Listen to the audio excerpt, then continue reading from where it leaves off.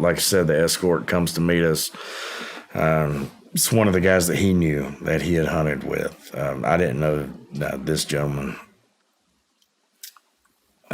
But they pick us up in a van. We get in the back of it. They take us out about 15 minutes. And I could tell it was going towards the direction.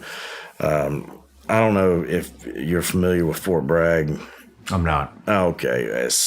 There's only one direction you can go to get to the live fire ranges, to get to the drop zones and things like that. So I assume we were headed towards Sicily or Normandy drop zone because that was the direction we were going. The van that they had us in, it didn't have any windows. You couldn't see to the front. It was just a cattle car. And we were joking they were going to take us away, ask him what he did, and we're going to head to Leavenworth for a little while. But we get there, and as soon as the door opened, it looked like a literal dump. There was just trash everywhere. Not like people just leaving stuff out. It was an actual dump. That was a 45-degree concrete door setting out of one of these hills that was directly in front of us, no further than you and I are to each other now. And so we go inside, meet another escort in there, take us to this freight elevator. We get in there, 2 series of buttons, didn't have any writing on it. One of the guys looks at my dad as saying to both of us, keep your head down, your eyes on the hills and man in front of you, or you'll be shot. And we kind of started giggling because, at least I knew one of the guys was one of his buddies, people that he used to hunt out with. And the other guy, I recognized him as the guy who we went hunting with before. I knew later on that they were both Delta operators.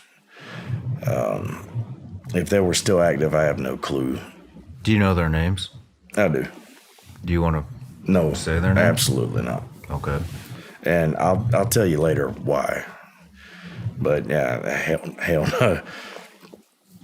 So you're seeing familiar faces, which makes you comfortable, right? And you don't realize how the shitstorm I just stepped into. Yeah, absolutely not. What exactly were you guys there to do? What he told me was that we were going down below ground to set up a shoot house. An indoor live fire range that was going to be underground.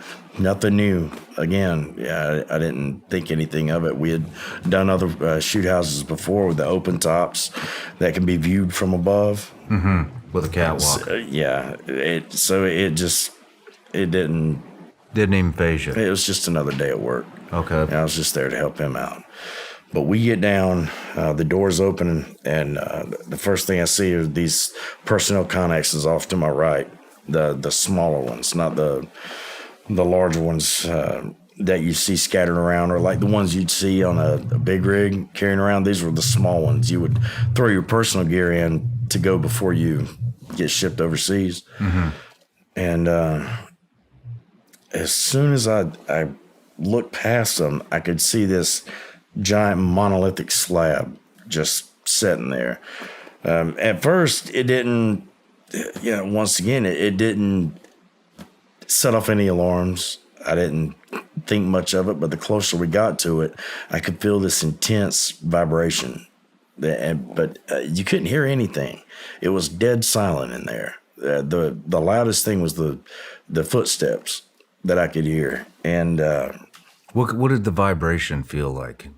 It felt like being at a concert, standing next to one of the speakers, and without the bass the noise just permeating through your body without the noise. There was zero noise. Zero. Just vibration. Absolute zero. I could still hear myself breathing over this, but inside, it was such a strange feeling to have. So the closer I got, I was like, well, I got to check this out. So I go down to one knee, faking I got to tie my boots, and then I glance up underneath it, and there's absolutely nothing underneath this damn thing. Nothing holding it up whatsoever. What did the slab look like? It just looked like a granite slab, but the sheen on it is what caught my attention the most. It was kind of in between being polished or just completely translucent. There was something behind it, but you could tell it had a smooth surface to us. And the only lights that were on in that hangar that we were in were directly over our head where we were walking through that walkway. And How big was the slab? oh God, it was about 20 foot long.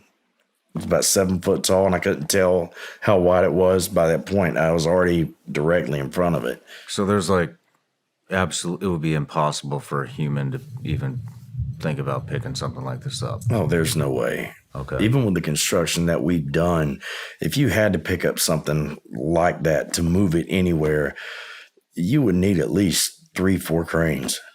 Oh, wow. Herrera could tell you better. Okay. You know, the scope of equipment that it would take just to get it off the ground, not even to transport it to another location.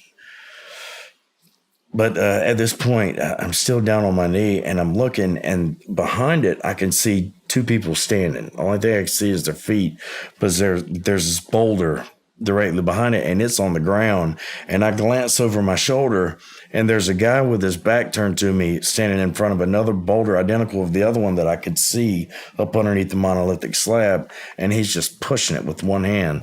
And then I assume he's pushing it in the other direction because it's just freely spinning, no wobble. It's like it was attached to the top and the bottom, and it was paper mache. That's how easily this guy was just spinning it around. Wow. And at this point, the escort behind me kicks me in the back, says, "Let's go." So we get up, keep going, go down a flight of stairs. That's when we get to what we call the shoot house. You could see old lanes where they had actually used it before as a live fire range underground. And we'd probably only been down there 20 minutes maybe. Father was taking notes on the dimensions, what we needed, what I guess he understood what they wanted. And I know that we had to replace the walls. It's inconsequential to the story, but we had to replace the rubber on the walls for the shoot house. And in that amount of time, we go back upstairs, exact same route that we took on the way down, and everything's empty when we get to the hangar again. Everything, the 2 boulders in the back, the monolithic slab, all of it is absolutely gone. And we weren't, 100 yards below these guys. We were just 1 flight below them. So whatever it was that they were taking out, we would have heard it. Even the people making noise around it, you would have still been able to hear. But it was dead silent. Like I said before, there was nothing in there. Just our feet, but coming back through, it was absolutely gone. Everything in there just vacated. And at that point, how much time had passed? Less than 30 minutes. Less than 30 minutes. Because it didn't take us long to do what we had to do downstairs. And this was just an assessment. You guys weren't actually... You weren't doing any construction or repairing the walls. None whatsoever. It was just this is what we need to do. So there was no equipment that you were operating that would have muffled any sound that was going on above the right. Taking measurements, layouts. The loudest thing was the tape measure we were using. That, a roll tape, and a notebook. That was it. That was the only thing that was the only thing we had down there. I don't know if I've ever been this excited to represent a brand. I'm talking about First Form. I just align so well with what they've got. First Form is a supplement company. They have just about every supplement you can possibly imagine. All grade A stuff. Let's go through some of the stuff that, some of my favorites, all right? Here we go. 1, Enduro Performance. This is a non-stimulant pre-workout mix. Guess what? Made in the USA. Protein sticks and the protein bar. Look, I'm an entrepreneur. I'm super busy. I don't have time to go to lunch. In fact, I don't even know what a lunch break is. This is my lunch for the most part. Then we got OptaReds 50. Guess what? Also made in the USA. So is the protein bar and the beef sticks, actually. But OptaReds 50, guess what, guys? Beets. Super healthy for you. Guess what? They taste like shit. This doesn't. 2 scoops, throw it in there. You get all the benefits of having beets with OptaReds 50. Then we've got protein. Everybody needs protein. If you're not taking protein, you should be, especially if you work out. My favorite, chocolate banana. Guys, let me tell you something else about First Form. The owner, CEO, Andy Frisella, guy has made a phenomenal company. True American dream story, started from absolutely nothing, sleeping on a mattress in the back room of a very small shop. Now, he's built an empire. Check it out. Go to firstform.com/SRS. He's also put a culture into his company that this entire country could use right now. Gave me a ton of inspiration. I used to listen to his podcast, Real as Fuck, when I was building my first studio in the attic of my house 3.5 years ago, right when this show started. Can you believe that? Now I'm repping the brand. And if you haven't checked out their podcast, you might want to. Like I said, Real as Fuck. Check it out. I'm actually on there.